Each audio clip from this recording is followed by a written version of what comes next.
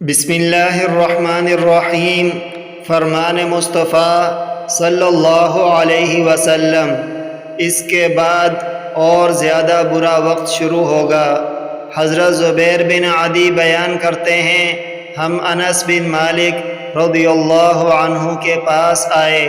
ہم نے حجاج کی طرف سے ہم پر ہونے والے ظلم کے متعلق ان سے شکایت کی تو انہوں نے فرمایا، صبر کرو، کیونکہ تم پر جو وقت بھی آ رہا ہے اس کے بعد آنے والا وقت اس سے بھی زیادہ برا ہوگا، حتیٰ کہ تم اپنے رب سے جا ملو۔